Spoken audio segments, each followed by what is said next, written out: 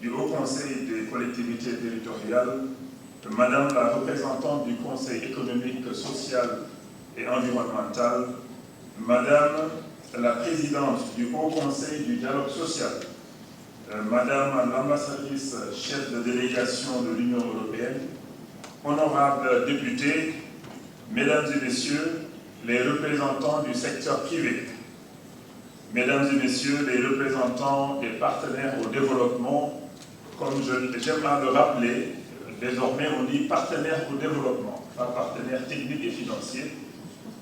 Bon, l'Union européenne, je pense qu'il a poussé pour ces changements.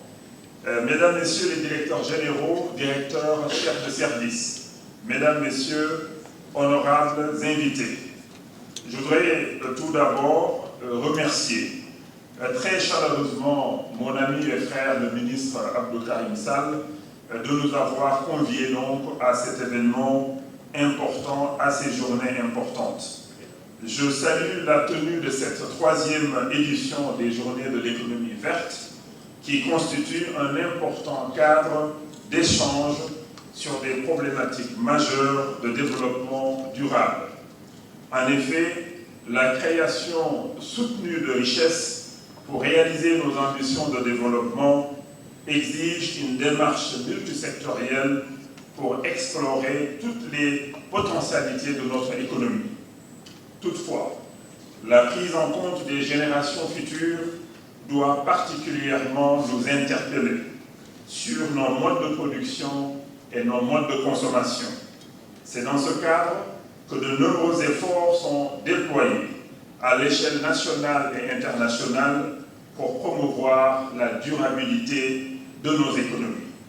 Déjà, cette question de la durabilité est pleinement prise en charge dans la 2e phase du plan Sénégal émergent.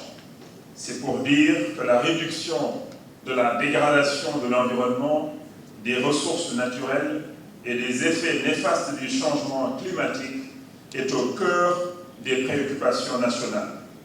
Différentes actions stratégiques ont été édictées à ce sujet, témoignant de la volonté du président de la République, son Excellence Macky Sall, d'inscrire l'action de l'État dans la durabilité. Cela justifie toute la pertinence du verdissement de notre économie et pose en même temps les jalons du PSE vert. Mesdames, Messieurs, le PSE vert, qui est une initiative chère au chef de l'État, son Excellence Macky Sall, va poursuivre la reforestation durable du territoire national à travers plusieurs initiatives que le ministère donc en charge de l'environnement et du développement durable ne tardera pas à partager donc avec tous les partenaires. Ces nombreuses initiatives feront de l'économie verte un maillon essentiel de la politique de développement durable et de lutte contre la pauvreté dans notre pays.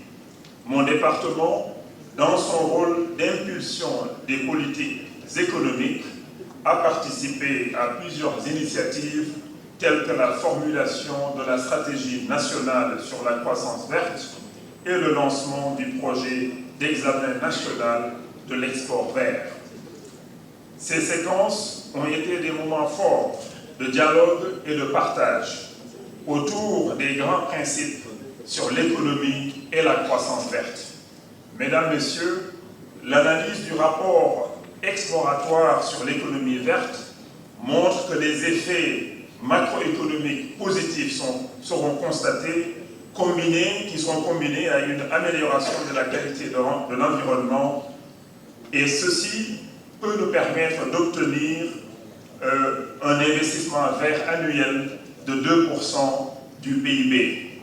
Cette révolution verte devra passer par des secteurs prioritaires tels que l'agriculture, la foresterie, l'énergie, la gestion des déchets, les transports et l'industrialisation.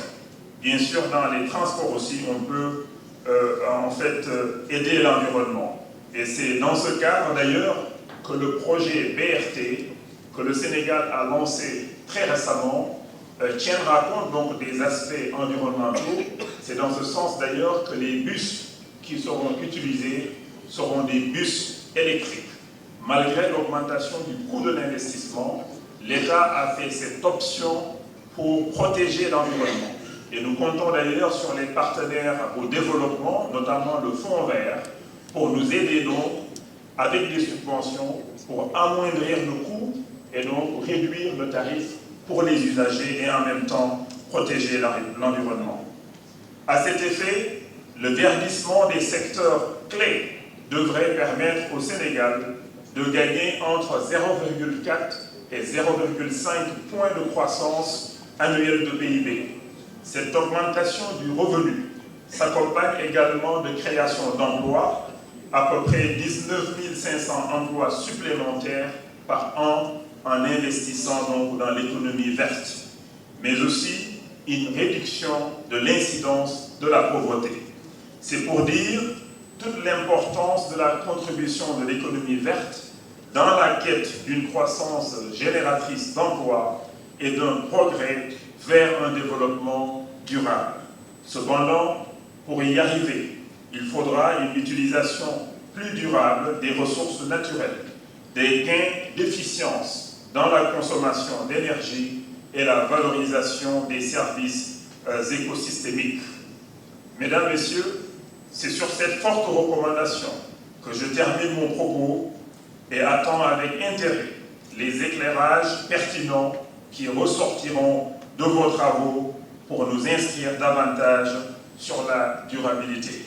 Quelque part, l'Afrique a raté le train de l'industrialisation, mais le train de l'économie verte, de la croissance verte est à notre portée. Je vous remercie pour votre attention.